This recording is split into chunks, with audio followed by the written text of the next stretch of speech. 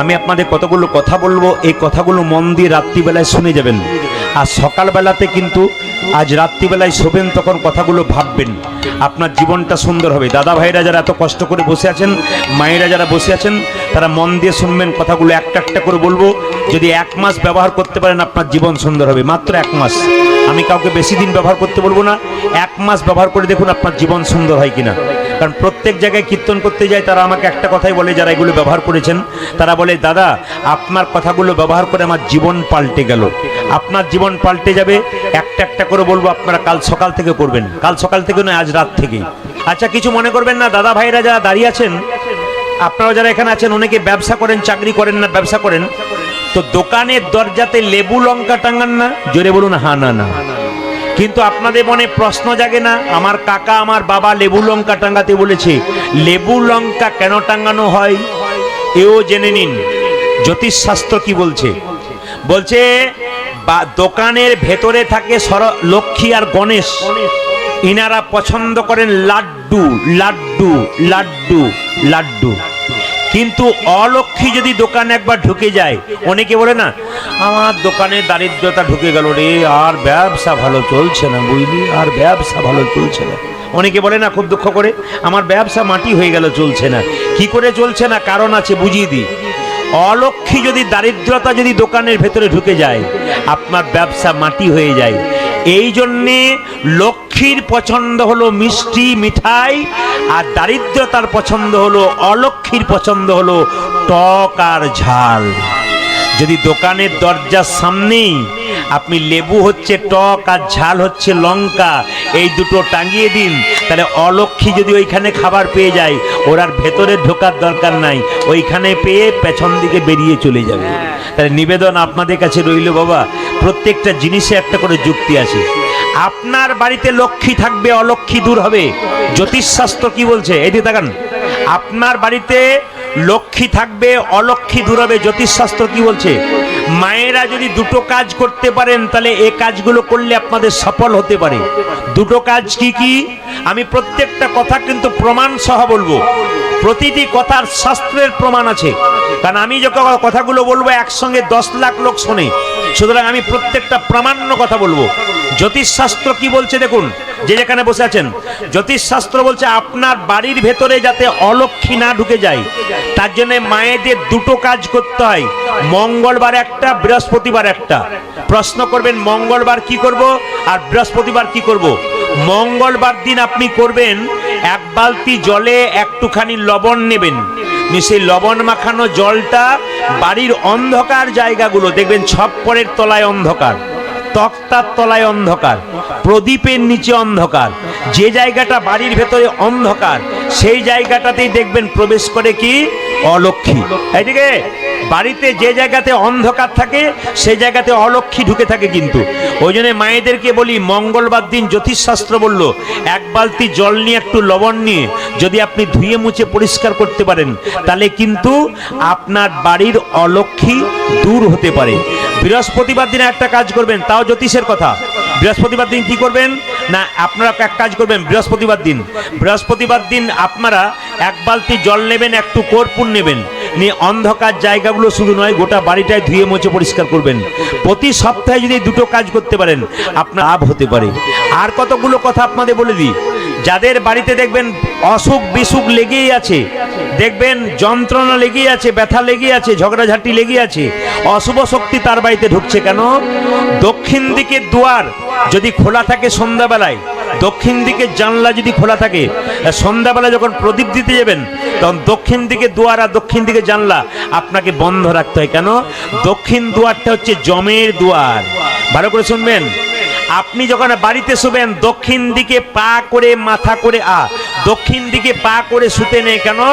দক্ষিণ দিকে আমাদের পূর্বপুরুষগণ আছেন, জমদুয়ার, ওখানে পূর্বপুরুষগণ আছেন, তাই দক্ষিণ দিকে পা করে শুতে নাই। তাহলে উত্তর দিকে মাথা করে শুতে নাই, দক্ষিণ দিকে পা করলে উত্তর দিকে মাথা করতে নেই। কিন্তু দক্ষিণ দিকে আপনি মাথা করে শুতে পারেন, কিন্তু দক্ষিণ দিকে পা করে আপনি কোনোদিন শোবেন না। আপনারা কে কে গুরুমন্ত্র নিয়েছেন? হাত তুলুন তো, কে কে গুরুমন্ত্র দীক্ষা কে কে নিয়েছেন?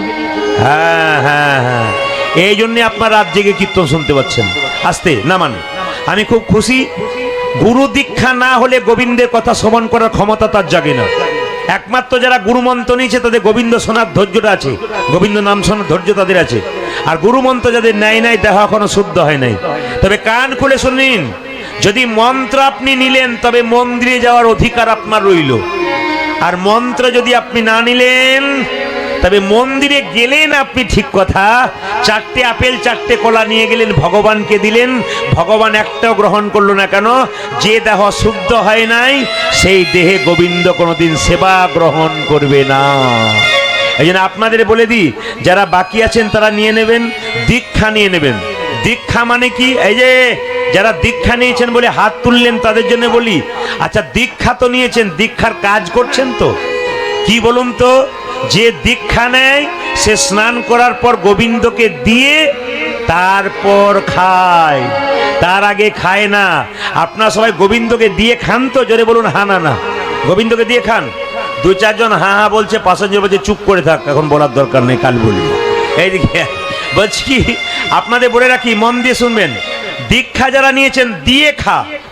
স্নান করার পর তুলসী পাতা গোবিন্দের চরণে দেবেন, তারপর খাবেন।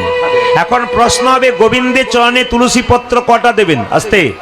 গোবিন্দের পায়ে তুলসী পত্র কটা দিতে হয় কারো জানা আছে? হাত তুলে বলুন তো। গোবিন্দের পায়ে না হচ্ছে না। গোবিন্দের পায়ে কটা তুলসী পত্র দিতে হয়? হ্যাঁ, একজন ঠিক দেখেছে, বাচ্চা ছেলে। কি দেখেছে? গোবিন্দের পায়ে দুটো তুলসী পত্র নয়, 3টে দিতে হয়।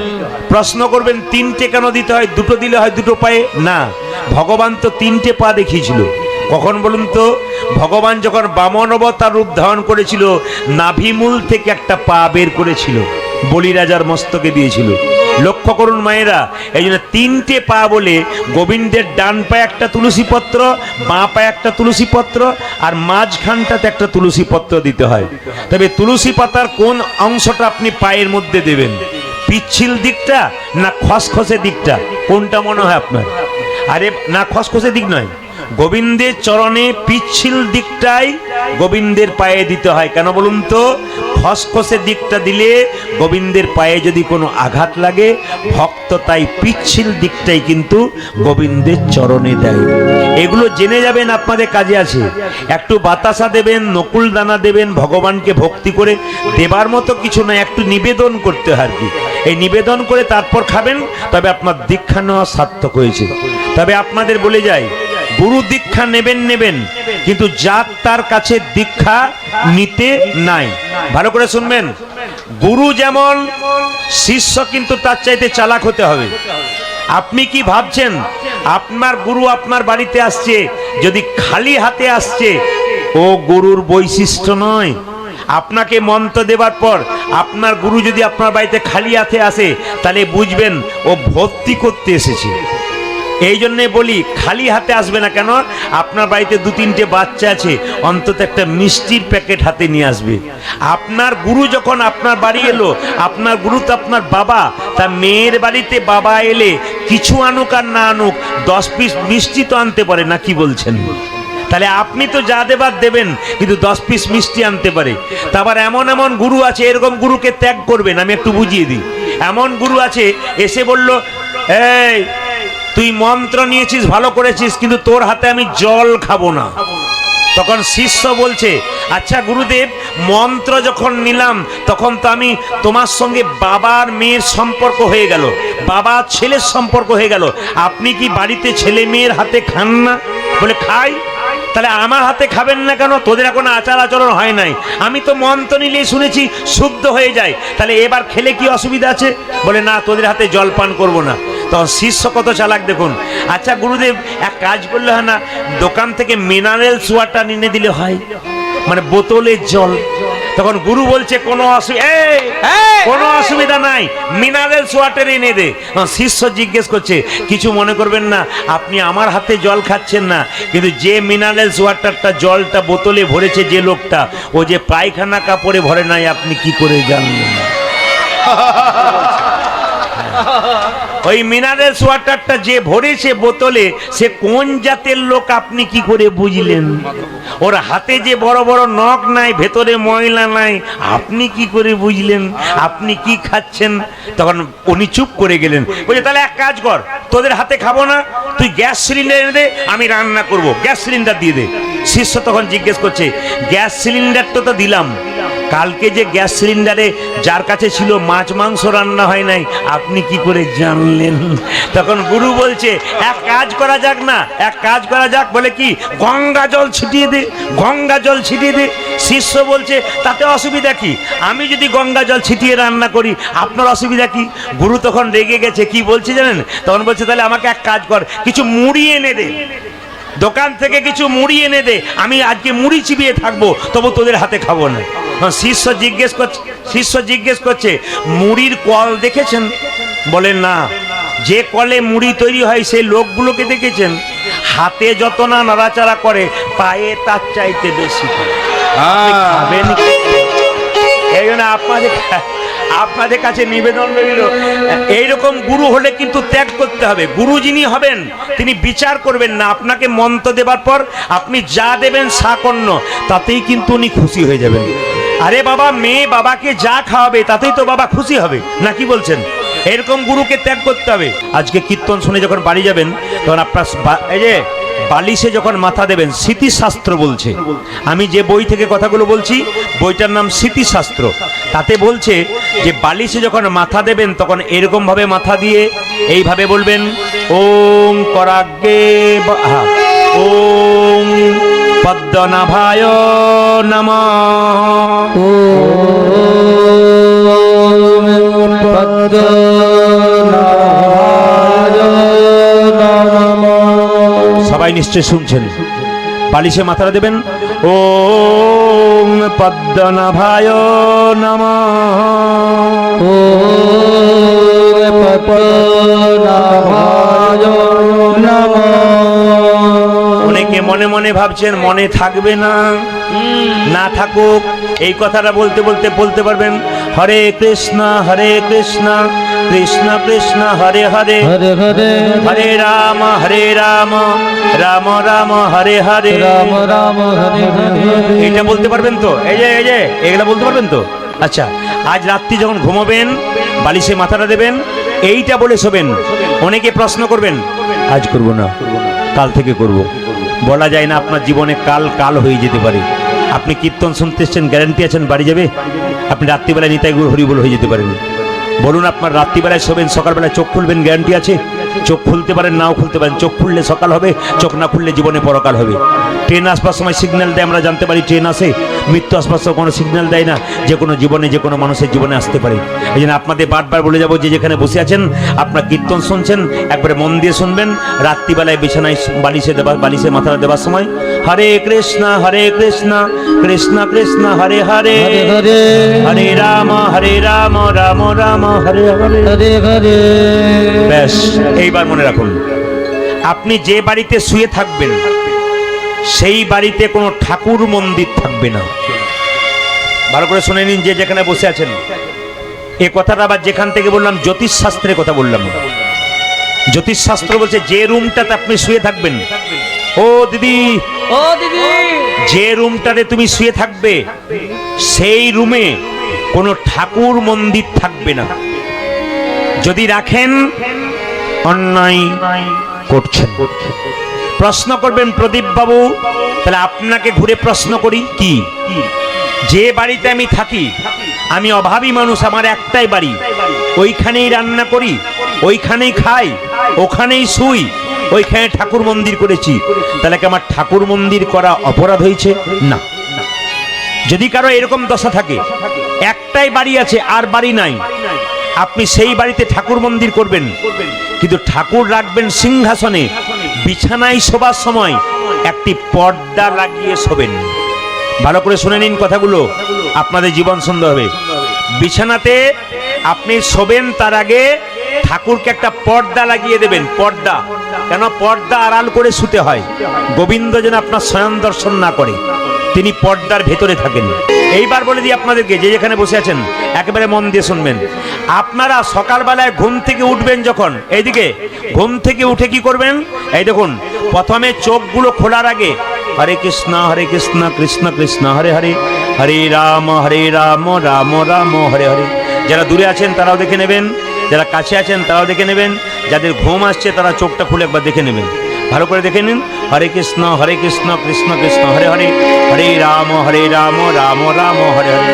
চোখটা এভাবে 3 বার করলেন, তারপরে কি করবেন, নিজের হাতটাকে দেখবেন। স্মৃতিশাস্ত্র বলছে হাতটাকে দেখবেন। কেন দেখবেন? করাগ্গে বসতে লক্ষ্মী, করাগ্গে বসতি লক্ষ্মী। হাতটার দিকে তাকান। একবারে স্মৃতিশাস্ত্র পরিষ্কার করে বলছে, প্রত্যেকটি শাস্ত্রে, শুধু স্মৃতিশাস্ত্র নয়, প্রত্যেকটি শাস্ত্রে একবারে প্রামাণ্য আছে। এই হাত যদি সকালবেলায় কেউ ঘুম থেকে উঠতে পারে, নিজের কর দর্শন করতে পারে, গোবিন্দ দর্শন হচ্ছে। সংস্কৃত ভাষায় কি বলছে দেখুন, করাগ্গে বসতে লক্ষ্মী, করাগ্গে বসতি লক্ষ্মী, করমূলে তু সরস্বতী, করমূলে তু সরস্বতী, কর মধ্যে গোবিন্দম, কর মধ্যে গোবিন্দম, প্রভাতে কর দর্শনম, প্রভাতে কর দর্শনম। আবার একবার তাকিয়ে দেখে নিন কে কোথায় কি আছে। করাগ্গে বসতে লক্ষ্মী, বসতি লক্ষ্মী, এখানে কি আছে? মা লক্ষ্মী। করাগ্গে বসতে লক্ষ্মী, বসতি লক্ষ্মী, করমূলে তু সরস্বতী, সরস্বতী, কর মধ্যে গোবিন্দম, গোবিন্দম, প্রভাতে কর দর্শনম। প্রভাতে কর দর্শনম। সকালবেলায় ঘুম থেকে উঠে আপনারা কিচ্ছু করবেন না, কিচ্ছু দেখার দরকার না, বিছানাতেই নিজের হাতটাকে দেখবেন, হাতটাকে দেখে প্রণাম করবেন, এখানে ভগবান আছে। এবার আপনি বিছানাতেই গুরুমন্ত্র জপ করতে পারেন। যদি আপনার সময় না থাকে আপনি বিছানাতেই গুরুমন্ত্র জপ করতে পারেন। প্রশ্ন করবেন, প্রদীপ বাবু বিছানা তো অপবিত্র জায়গা, ওখানে গুরুমন্ত্র জপ করব কি করে? কিন্তু বিছানাতেই গুরুমন্ত্র জপ করা যায়। কেন? মহাপ্রভু বলেছেন, খাইতে শুইতে যথা তথা সব জায়গায় হরিনাম করা যায়। আপনারা বলবেন প্রমাণ দিন শাস্ত্রে। মহাপ্রভু যখন নীলাচলে যাচ্ছিল, তার সঙ্গে ছোট্ট একটা বাচ্চা ছেলে যাচ্ছিল, কি নাম বলতে পারবেন? ওর নাম গোপাল। তো মহাপ্রভু যেতে যেতে হঠাৎ রাস্তায় পায়খানায় বসেছে, জিভটাকে দাঁত দিয়ে চেপে ধরেছে, এমনি করে ধরেছে। হঠাৎ জিজ্ঞেস করছে গোপাল, আচ্ছা ঠাকুর, তুমি যখন পায়খানায় বসেছিলে জিভটাকে দাঁত দিয়ে চেপে ধরলে কেন? তখন গোপালকে মহাপ্রভু বলেছিল, আরে গোপাল তুই বুঝবি না। বলে কেন? আসলে কেন দাঁত দিয়ে চেপে ধরেছিলাম জানিস? আমি তো সবসময় হরিনাম বলে ফেলি, ওই জন্য হরিনাম বলে ফেলি বলে আমার জিভটাকে দাঁত দিয়ে চেপে ধরলাম, যদি অন্যায় হয়ে যায়। গোপাল বলল, প্রভু তুমি তো শাস্ত্রে বলেছো, কুরুক্ষেত্রে যুদ্ধে কৃষ্ণ বলেছেন যে মৃত্যুকালে কেউ যদি ভগবানকে স্মরণ করে তার নাকি বৈকুণ্ঠ প্রাপ্ত হয়। আচ্ছা প্রভু, কোনো লোক যদি বাথরুমে পায়খানায় বসে, তার যদি বুকের প্রচন্ড ব্যথা হয়, কেউ যদি জানতে না পারে, সে মৃত্যুর আগে কি তোমার নাম করতে পারবে না? তখন থেকে মহাপ্রভু বলেছিল, ওরে গোপাল, আজ থেকে শুনে রাখ, দীক্ষাগুরু একটা হয়, শিক্ষাগুরু অনেক হয়। যার কাছ থেকে কিছু শিক্ষা পাওয়া যায় তাকে শিক্ষাগুরু রূপে মনে মনে নিলে আপনার জীবন উন্নতি হয়। যার কাছে আপনি কিছু শিখলেন তাকে মনে মনে শিক্ষাগুরু করে নেবেন, ব্যাস আপনি দেখবেন আপনার জীবন সুন্দর হয়ে যাবে। উনি আমার শিক্ষাগুরু, উনি আমার চোখ খুলে দিয়েছেন, ব্যাস এই শিক্ষাগুরু। মহাপ্রভুর চোখ খুলেছিল কে? না ছোট্ট গোপাল। সেদিন থেকে গোপালকে বলেছিল গোপাল গুরু, গোপাল গুরু, সেদিন থেকে বলেছিল। এই জন্য মহাপ্রভু সেদিন প্রচার করলেন, খাইতে শুইতে যথা তথা যেখানে সেখানে হরিনাম করা যায়। আপনি যে কোনো জায়গায় হরিনাম করতে পারেন, হরিনামে কোনো পবিত্রতা অপবিত্রতা নাই, যে কোনো অবস্থায় করতে পারেন। এইবার মায়েরা বিছানা থেকে যখন নামবেন, যে মাটিতে পা দেবেন, পা দেবার আগে দাদা ভাইরা মায়েরা শুনে রাখুন, অন্তত মাটিটাকে একবার প্রণাম করবেন। এই মাটিটা যেমন তেমন মাটি নয়, এই মাটিতে কৃষ্ণের জন্ম হয়েছে, কৃষ্ণের জন্ম হয়েছে, এই মাটিতে রামের জন্ম হয়েছে, এই মাটিতে রামের জন্ম হয়েছে, এই মাটিতে মহাপ্রভুর জন্ম হয়েছে, মহাপ্রভুর জন্ম হয়েছে, এই মাটিতে ভগবানের ধুলি লেগে আছে, ধুলি লেগে আছে, সেই মাটিতে পা দেবার আগে প্রথমে প্রণাম করতে হয়। প্রথমে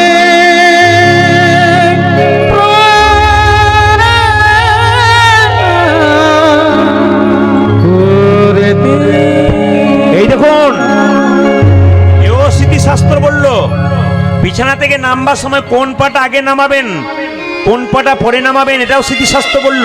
কি বলল? মেয়েরা বিছানা থেকে নামবে, আগে বাঁ পাটা মাটিতে নামাবে। সবাই মনে রাখুন, কাল সকাল থেকে করতে পারলে আপনার লাভ আছে। আপনি ঘুম থেকে উঠলেই চমকে যাবেন। আপনার কথাটা মনে রাখতে হবে, স্মরণ রাখবে কি, যে ঘুম থেকে উঠে নিজের বাঁ পাটা, মেয়েদের বাঁ পাটা প্রথমে মাটিতে নামবে, তারপর ছেলেদের ডান পাটা প্রথমে কিন্তু মাটিতে নামবে। আসুন, এইগুলো যদি আপনি 1 বছর নয় 1 মাস করুন, আপনার জীবন দেখবেন সুন্দর হয়ে যাবে। রামকান্ত নিয়েছেন, তারা হাততালি দেবেন, যারা নেন নাই তারাও দেবেন। একবার হাতগুলো উঠান তো। দাঁড়াও বাবু, একবার হাতগুলো উঠান তো। অনেকে মনে মনে ভাবছে একে রাত বাজছে তারপর হাত বাড়ানোর কথা বলছেন। যদি বাতাস হুড় করে ভেতরে একবার ঢুকে যায়, আর ভেতর যদি গুড় গুড় করে যায়, তাহলে দেখবেন লাইন দেখবেন খালি যাবার। এতেই তো অনেকে ছোট ছোট বাচ্চা নিয়ে এসেছিল, খালি টেস্ট করছিল যে আসল প্রদীপ পাল না নকল প্রদীপ পাল, দেখবো আর পাল কেন ওটা বটে কিনা, নইলে ওদের বিরুদ্ধে আদালতে কেস করব। অনেকে বলে যে আসল পদে, আমাকে অনেক জায়গায় গান করতে গিয়ে ওই কি বলে, ওই গাড়ির ওপরে চেপে যেতে হয়, কেন লোককে দেখাতে হয় আমি বটি কিনা, অনেকে বিশ্বাস হয় না। আপনারা যারা আছেন সবাই হাতগুলো তুলবেন, হাততালি দেবেন। তবে একটা কথা বলে রাখি, আমি ওখানে যখন কীর্তন করতে আসছিলাম তখন বেরোলাম, আর একটা মেয়েকে বলছে কানে কানে, দিদি সামনে বসিস না। বলে কেন? পা মেলে বসতে পাবি না, খালি উলুধ্বনি আর হরিধ্বনি, পেছনে বসবি সময় মতো পালাবার চান্স পাবি। ওই জন্য চালাক পার্টি যারা হয় তারা, না না আপনাদের বলি নাই, জায়গা পান নাই বলে বসেছে। সবাই মিলে হাত তুলে একসঙ্গে হাত তুলুন, অ্যান্টেনা তুলুন, দেখবো কেমন জোর আছে আজকে রাত্রিতে। অ্যান্টেনা তুলুন একসঙ্গে, আজকে দেখিয়ে দিন। জায়গাটার নাম হচ্ছে জ্যোতিনগর। জ্যোতিনগর। আচ্ছা, আপনারা আনিকুয়াশা, আমি ঠিক বলছি না ভুল বলছি? আপনারা আনিকুয়াশা মানে আমার বলাতে ভুল হলো? আসাম ভাষা, অসমিয়া ভাষা ভুল হলো? আনিকুয়াশা মানে কি? আপনারা কেমন আছেন নাকি? বটে না মনে হয়। এই একজন কিন্তু শিখিয়ে দিয়েছে আমাকে, আমার কিন্তু দোষ নাই। আপনাদের আসামে একজন শিখিয়েছে, বলছে আপনি জিজ্ঞেস করবেন আনিকুয়াশা। আমি তাহলে বলবো একবার জিজ্ঞেস করে দেখবো, তা ভুল হলে কিন্তু আমার দোষ নয়, এখানকার লোক শিখিয়ে দিয়েছে আমাকে। এখানে শিখাই নাই, মানে আপনাদের আসামে গান করছিলাম এক জায়গাতে, জায়গাটার নাম বলবেন না, ওর বিরুদ্ধে আবার কেস হবে, আপনি শিখালেন কেন? তো লক্ষ্য করুন না, আমি বলে দিই, আমাকে শিখিয়ে দিয়েছে গোলকগঞ্জে, যে আপনি কাউকে জিজ্ঞেস করবেন যে আপনি কেমন আছেন, তো যে আপনি আনিকুয়াশা। আমার কি বলবো, আনিকুয়াশা কিছু বুঝতে পারছি না। এবারে আপনারা বুঝছেন কি বটে আর কি। হ্যাঁ, সবাই মিলে একসঙ্গে হাত তুলুন, মিউজিকের সঙ্গে তালি, সবাই হাত তুলবেন, সুন্দর উলুধ্বনি, উলুধ্বনি, জোরসে উলুধ্বনি, জোরসে উলুধ্বনি। বাহ বাহ বাহ বাহ।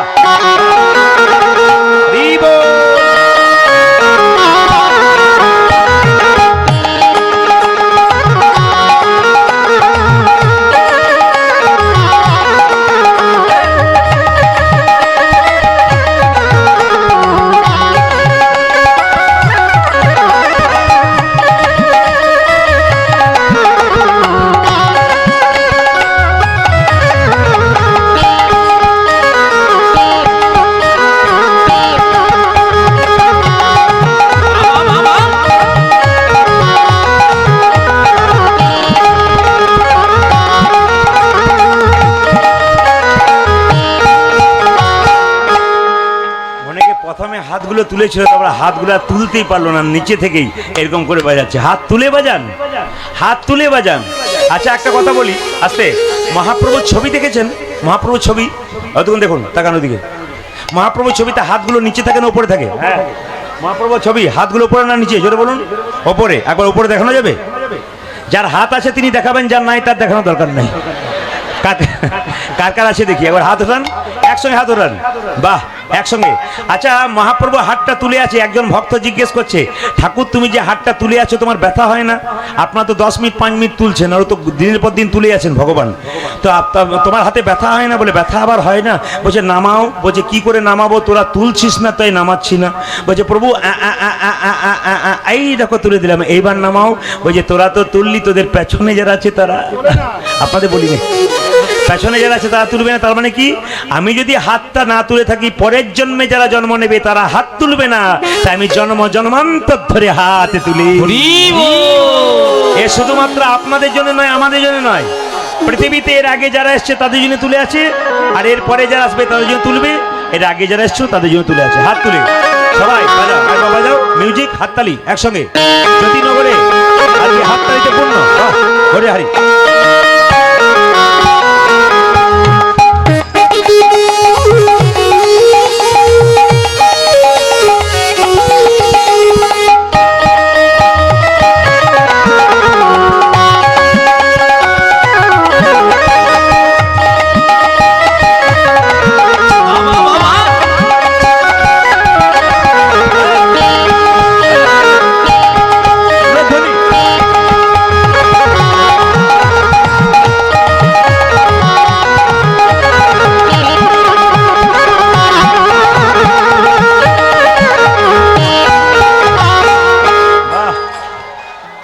হরিবাসর আনন্দে মুখরিত হয়ে আছে, হাত তুলে।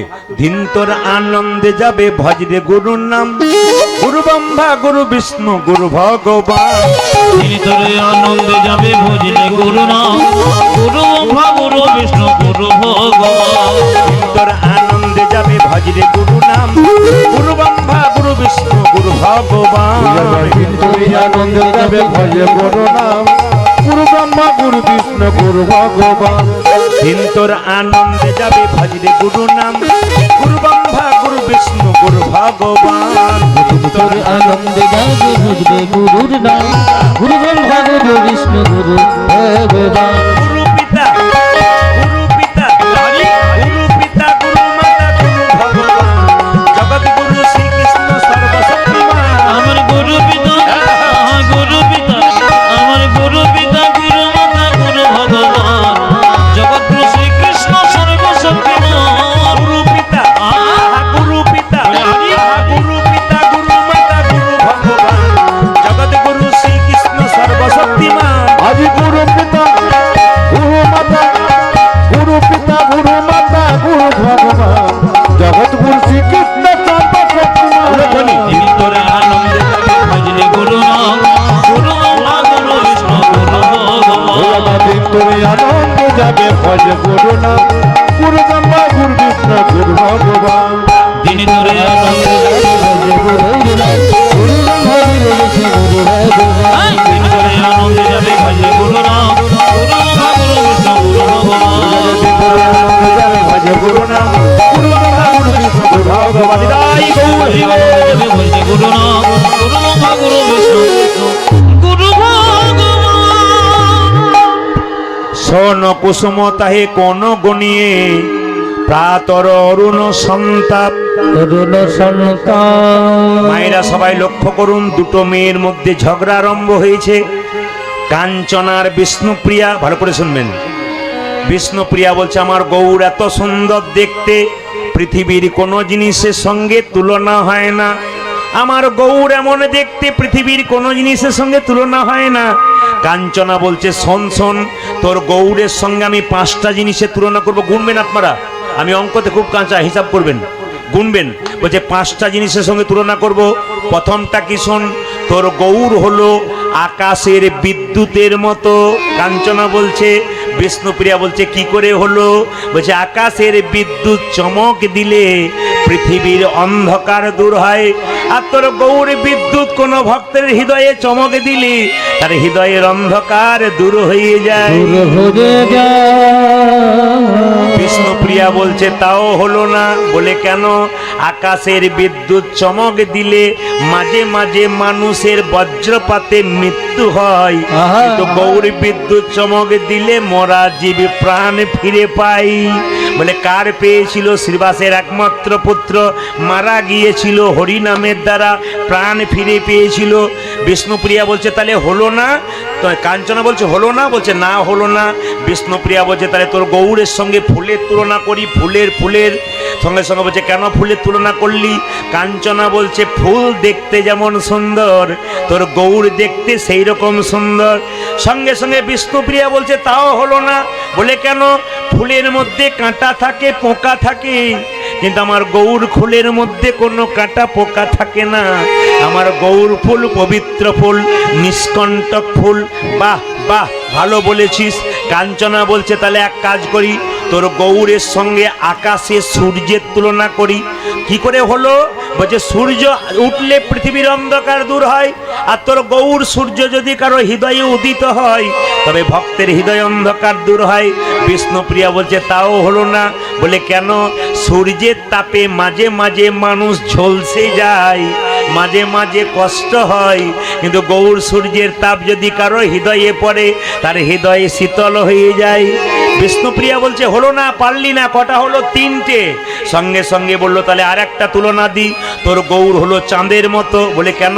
আকাশে চাঁদ যখন আকাশে ওঠে পৃথিবী শীতল হয়ে যায়, তোর গৌর হলো চাঁদের মতো। তোর গৌর চাঁদ উদয় হলে পৃথিবী শীতল হয়, ভক্তের হৃদয় শীতল হয়। বিষ্ণুপ্রিয়া বলছে তাও হলো না। ও মায়েরা, বাচ্চাকে কোলে নিয়ে খুব বলেন আয় আয় চাঁদ মামা টি দিয়ে যা, কিন্তু চাঁদ মামা দেখতে ভালো, স্বভাব ভালো নয়। প্রশ্ন করবেন স্বভাব ভালো নয় কেন? চাঁদের 27টা স্ত্রী ছিল, তার সত্ত্বেও গুরু পত্নীকে হরণ করেছিল। জোরে বলুন হা না না? ও বাবা, যা 27টা বউ সে আবার গুরু পত্নীর সঙ্গে সম্পর্ক রাখবার চেষ্টা করেছিল। এই জন্য চাঁদের কলঙ্ক ছিল। তাছাড়া ভৌগোলিক ভাষায় চাঁদের মধ্যে যে গর্ত দেখা যায় না, কালো কালো দাগ, হলো চাঁদের কলঙ্ক। চাঁদের কলঙ্ক আছে। বিষ্ণুপ্রিয়া বলছে আমার গৌর চাঁদের কোনো কলঙ্ক নাই, আমার গৌর চাঁদ নিষ্কলঙ্ক চাঁদ। বলে 4 নম্বর হয়ে গেল, তাহলে 5 নম্বর বলি। তোর গৌরের সঙ্গে সোনার তুলনা করি। বলে কেন? না কাঁচা সোনার যেমন রং, তোর গৌরের সেরকম রং। সঙ্গে সঙ্গে বললো তাও হলো না। কাঞ্চনা বলছে এটা হলো না কেন? বিষ্ণুপ্রিয়া বলছে না না হলো না। কেন হলো না জানিস? কোনো মেয়ে বা কোনো ছেলে যদি অন্ধকারে যায়, সোনার মালা বালা পরে, চোর ডাকাত দেখতে পেলে নিতাই গৌর হরিবোল করে দেয়। কিন্তু গৌর সোনা কেউ যদি পড়তে পড়তে গৌর গৌর বলে চলে যায়, তবে তার নিতাই গৌর হরি বলে বলে চোর ডাকাতের ভয় থাকে। আজকে রাত্রি হয়েছে বলে তালের দিকে যাব না। অধিক রাত্রি মানে অনেকের বড় কষ্ট হয়। কিন্তু আজকে পরীক্ষা হবে আপনাদের, কেমন জানেন? ব্রজগোপীরা যেমন রাত্রিবেলায় ঘর সংসার ত্যাগ করে গোবিন্দের কাছে ছুটে গিয়েছিল, এই যে নিজের ছেলেকে মেয়েকে সংসারকে ফেলে দিয়ে গোবিন্দের কাছে ছুটে গিয়েছিল। আজকে যারা কীর্তন শুনছেন ভক্তি বলে, আজকে আপনাদের প্রমাণ করবে ভগবান যে আপনারা কতটা মায়া ত্যাগ করতে পেরেছেন। তাহলে মায়াকে কি ত্যাগ করতে পারবেন না? বলে হ্যাঁ পারা যায়। কিরকম? না রামচন্দ্র, লক্ষণ আর সীতা 3 জন বনে যাচ্ছে। আগে যাচ্ছে রাম, মাঝে যাচ্ছে সীতা, পেছনে যাচ্ছে লক্ষণ। বারবার রামচন্দ্রকে দেখবার চেষ্টা করছে লক্ষণ, কিন্তু দেখতে পাচ্ছে না। কেন দেখতে পাচ্ছে না? মাঝখানে সীতা নামক মায়াটা আছে বলে। যারা দাদা ভাইরা কীর্তন শুনছেন তারা দেখবেন আগে নিয়ম ছিল 4 চাকা গাড়ির কাঁচগুলো কালো ছিল খুব, তো ভেতরে যারা বসে থাকতো তাদেরকে কিন্তু বাইরে থেকে দেখা যেত না, কিন্তু ভেতরে যারা বসে থাকতো তারা কিন্তু বাইরে সব লোককে দেখতে পেত। এই কালো কাঁচটা হচ্ছে মায়া। ভগবান কালো কাঁচের ভেতরে থাকেন, তিনি আমাদের সব দেখতে পাচ্ছেন, আমরা তাকে দেখতে পাচ্ছি না। কালো কাঁচটা সরালেই দেখতে পাবো, এটার নাম মায়া। আর মায়া কাকে বলে? আপনাদের এই কৃষ্ণা এলাকায় আছে কিনা জানি না, আপনারা বলবেন হ্যাঁ কি না। আপনাদের পুকুর তো প্রচুর আছে, পুকুরে পানা আছে? জোরে বলুন হা না না। যে ঘুমাচ্ছে সে বলুন। উনি ভাবছেন খালি আমার দিকেই তাকাচ্ছে, আর কারো দিকে না। ফাঁকিবাজ ছেলের দিকে তো মাছটা বেশি তাকায়। এই দিকে তাকাবেন, এইদিকে বলছি পুকুরে পানা আছে তো? জোরে বলুন হা না না। তা দেখবেন যে ও মায়েরা, যে পুকুরে পানা আছে সেই পুকুরে যখন বাসন ধুতে যান, পানাটাকে এরকম করে ঠেলে দেবেন, জল পরিষ্কার হয়ে যাবে, আবার পানা আসবে, আবার ঠেলে দেবেন, আবার আসবে, আবার ঠেলে দেবেন, আবার আসবে। তত্ত্ব বলল এক কাজ করো না, একটা বাঁশের বেড়া দিয়ে দাও, আর পানা আসবে না। সংসার মায়া পুকুরে মায়া নামক পানাকে দূর করাতে গেলে যদি কোনো ভক্ত ভক্তির বাঁশের বেড়া দেয়, তার কিন্তু নিতাই গৌর হরি বল বলে মায়া দূর হয়ে যাবে। আপনাদের কাছে একটা ছোট্ট কথা বলে যাই, যে যেখানে বসে আছেন, আজকে আমরা সবাই বৃন্দাবনে যাব। আচ্ছা, বৃন্দাবনে গেলে কি বলতে হয় বলুন তো? জোরে বলুন তো। রাধে রাধে। একবার জোরে বলা যাবে? বলুন তো কি বলতে হয়। আমি বলবো তারপর বলবো রাধে রাধে। जोर से बोलना पड़ेगा, बहुत जोर से बोलना पड़ेगा, बहुत जोर से बोलना पड़ेगा। একটু জোরে বলুন, একটু জোরে বলুন, আর একটু জোরে বলুন। যারা বৃন্দাবনে যাবেন বা ইতিপূর্বে গেছেন তাদের জন্য 3টে নির্দেশ দিয়ে দিলাম। যারা আগামীতে বৃন্দাবনে যাবেন, মানে যেখানে কৃষ্ণ লীলা করেছিল, এটা একটা বৃন্দাবন, যেটার নাম হচ্ছে, এটা একটা বৃন্দাবন, কিন্তু যেখানে কৃষ্ণ লীলা করেছিল উত্তরপ্রদেশে, ওই বৃন্দাবনে গেলে 3টে জিনিস আপনারা করবেন না। কি কি? প্রথম হচ্ছে আপনার চটি জুতো পরে কোনোদিন বৃন্দাবনে যাবেন না। যদি যান, যেখানে বাসা সেখানে রাখবেন, কিংবা যে গাড়িতে গেছেন গাড়িতে রাখবেন। চটি জুতো পরে বৃন্দাবনের পথে হাঁটবেন না। প্রশ্ন করবেন কেন? না, কৃষ্ণ বৃন্দাবনে 11 বছর 56 দিন ছিল, কোনোদিন চটি জুতো ব্যবহার করে নাই। তাহলে কৃষ্ণ যে খালি পায়ে বৃন্দাবনের পথে গেছে, কৃষ্ণের চরণধুলি এখনো বালিতে মিশে আছে, সেই চরণধুলিতে কোনো ভক্ত যদি চটি পরে যায়, তবে কৃষ্ণের কাছে গিয়ে কৃষ্ণকে অপমান করা হয়। এত সোজা নয়, শাস্ত্রের কথাগুলো শুনবেন। বৃন্দাবনে গেলে চটি জুতো পরে যেতে নাই। দ্বিতীয়, বৃন্দাবনে গিয়ে দাদা ভাইরা যারা যাবেন চুল দাড়ি কাটবেন না। বৃন্দাবন 5 দিন 10 দিনের জন্য যাবেন, কিন্তু সবার কাছে নিবেদন রইল আপনারা অন্তত চুল দাড়ি কাটবেন না। কেন? কৃষ্ণ 11 বছর 56 দিন বৃন্দাবনে ছিল, কোনোদিন চুল দাড়ি কাটে নাই। দাড়ি তো কৃষ্ণের হয় নাই, চুল কাটে নাই। এখন যদি কারো চুল দেওয়ার মানত থাকে তাহলে আপনি দিতে পারেন, কিন্তু বৃন্দাবনে গিয়ে আপনি চুল দাড়ি কাটতে পাবেন না। তৃতীয়, বৃন্দাবনে কৃষ্ণ খুব বাচ্চা, খুব বাচ্চা, এত বাচ্চা 11 বছর 56 দিন, মানে বুঝতে পারছেন তো কত বাচ্চা ছেলে। সেই কৃষ্ণের কাছে গিয়ে আপনারা কেউ কাঁদবেন না। বৃন্দাবনে গিয়ে কৃষ্ণের কাছে কেউ কাঁদবেন না। বৃন্দাবনে গিয়ে কৃষ্ণের কাছে কেউ রাধে রাধে বলতে পারলে কৃষ্ণ কিন্তু খুব খুশি হয়ে যায়। বৃন্দাবনে গেলে শুধু রাধে রাধে বলতে হয়, কৃষ্ণ খুশি হয়ে যায়। একবার বলুন তো জোরে, কি বলবেন? আর একটু জোরে বলুন, আর একটু জোরে বলুন, আর একটু জোরে বলুন, আর একটু জোরে বলুন। 2-4 জন কি কষ্ট করে বলছে, এত রাত্রিতে আপনাকে দেয়, ঘর ছেড়ে এসেছি। জোরে বলুন, রাধে রাধা রানী কি, শ্যাম সুন্দর কি, মদন মোহন কি। হাত তুলে রাধা কা নাম একসঙ্গে সবাই মিলে দেখি। আজকে বৃন্দাবনে যাব, সবাই মিলে রাধা কা নাম সবাই মিলে একসঙ্গে গাইতে গাইতে যাবো। একসঙ্গে হাত তালি দিয়ে দেখি, উলে ধরে দিয়ে, বাহ।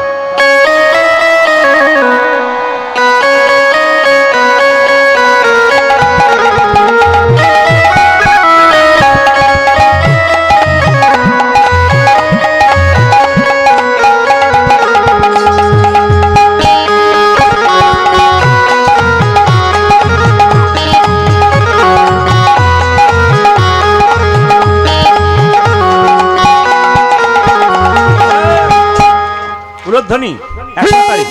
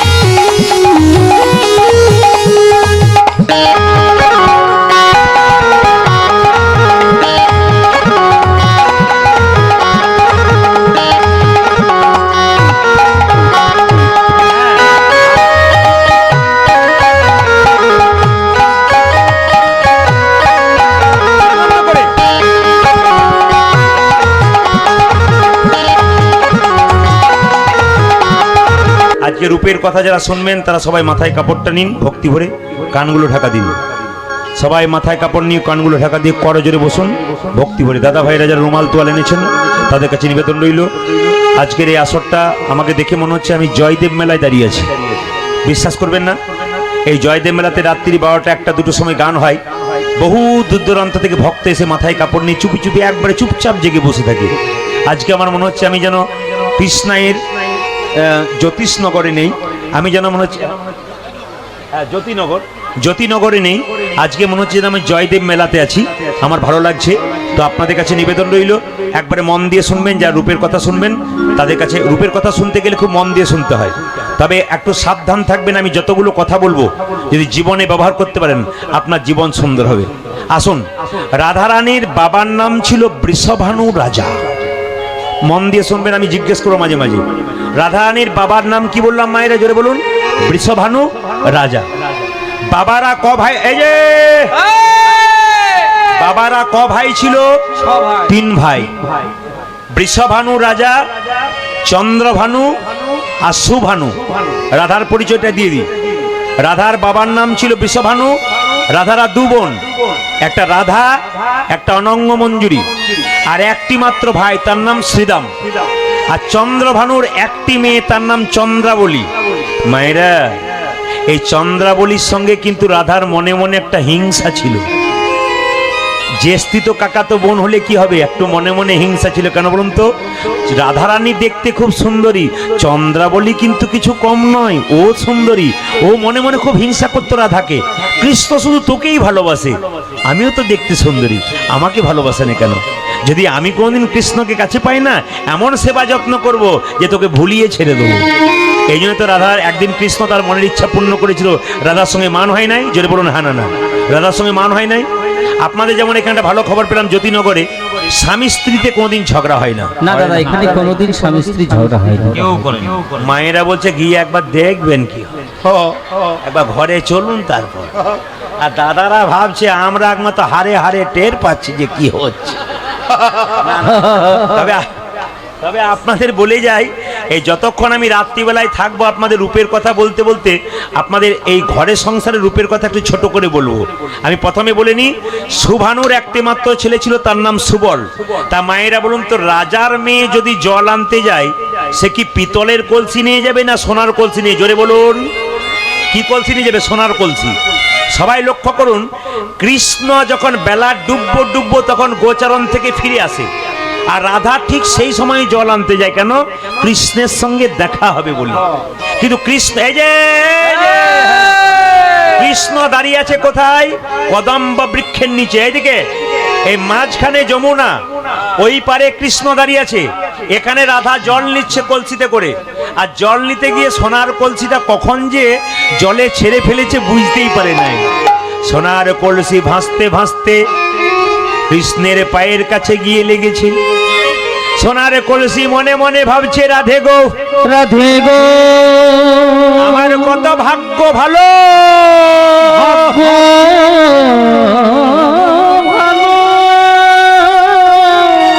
আজকে তোমার পরশ পেয়ে আমি গোবিন্দের চরণ লাভ করতে পারলাম।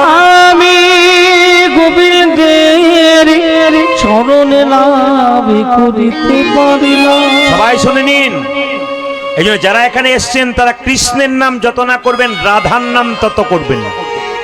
সকালবেলায় একজন একজনকে দেখলেন রাধে রাধে বলবেন কেন? কৃষ্ণ বলেছেন, আমি যে রাধার দাস, ইহাতে সন্দেহ যার, কোটি কোটি যুগ যদি ভজয়ে আমার, সকল ভজনা বিফলে তার। কৃষ্ণ যে রাধার দাস একথা প্রমাণ করেছেন কৃষ্ণ নিজে। এতে কোনো ভক্তে যদি সন্দেহ থাকে, কোটি কোটি যুগ ভজনা করলেও পাওয়া যায় না কৃষ্ণকে।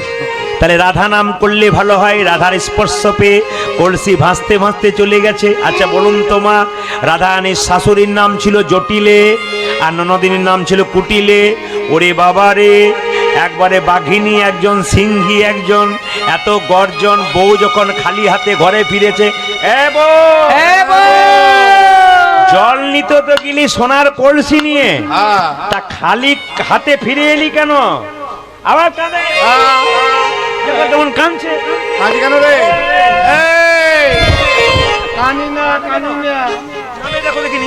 কাঁদছে কেন বলুন তো? সোনার কলসিটা হারিয়ে দিয়ে এসছি।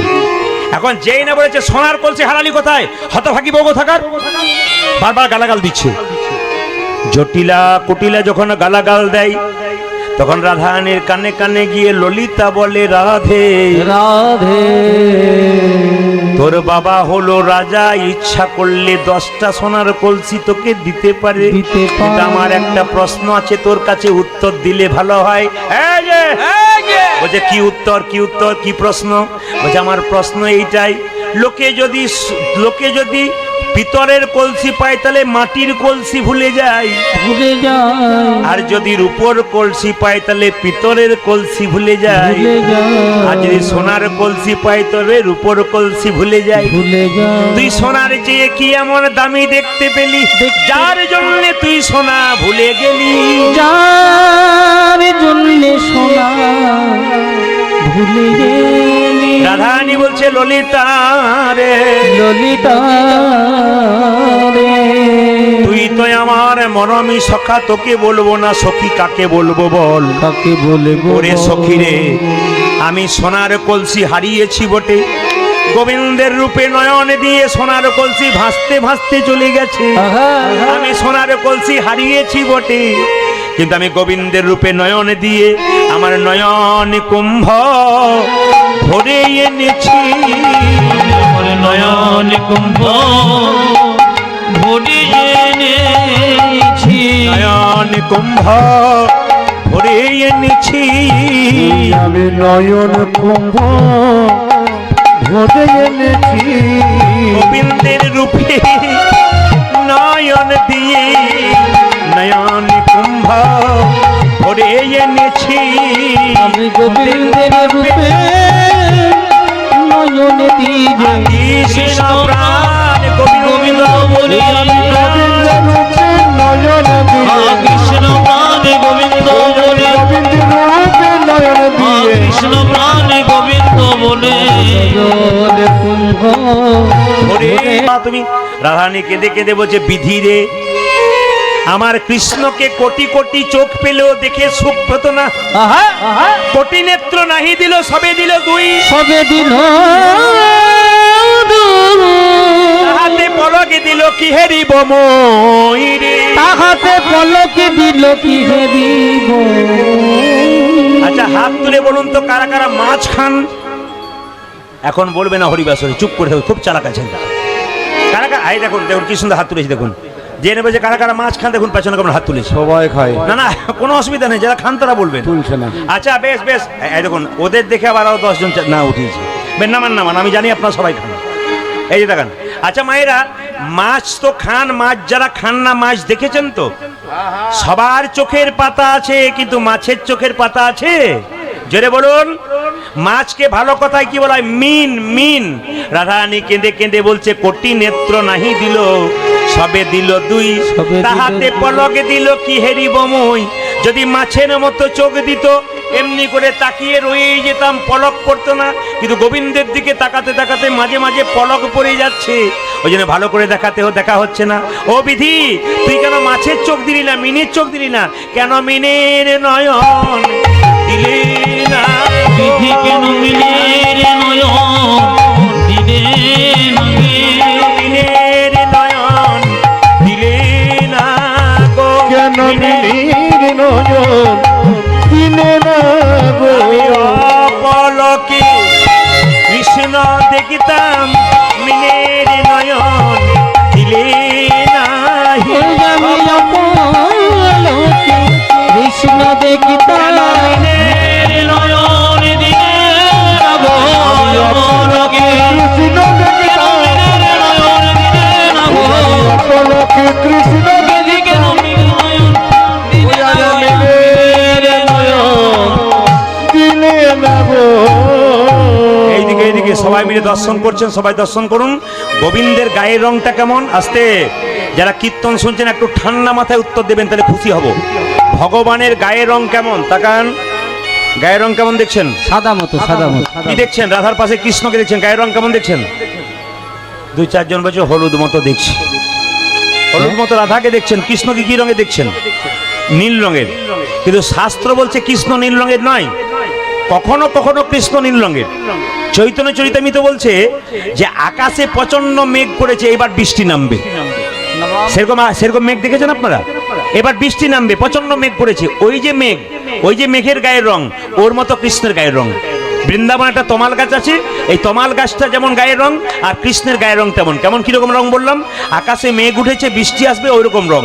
তো বলছে আমি কি দেখলাম জানিস? গোবিন্দের মুখটাকে দেখলাম যেন শরৎকালের চাঁদ, আর আমার গোবিন্দের দেহটা যেন মনে হলো ঠিক কালো মেঘের মতো। আস্তে আস্তে আপনার তো হাত তুলে বলুন তো, ভগবানের মাথাতে কোন পাখির পালক ছিল? কোকিলের না কাকের? জোরে বলুন। যে গালে হাত দিয়েছেন সে আগে বলবেন। আচ্ছা ভগবানের মাথায় কোন পাখির পালক ছিল? কোকিলের না কাকের? জোরে বলুন। কার?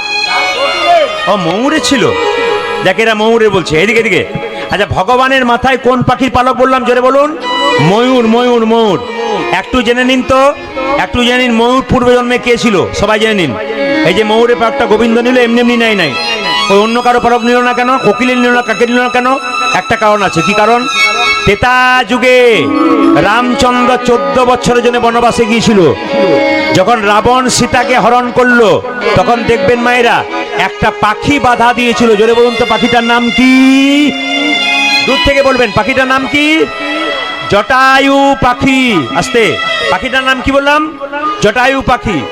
এই জটায়ু পাখি যখন বাধা দিল তখন দেখবেন রাবণ কি করলো, জটায়ু ডানাটাকে কেটে দিল।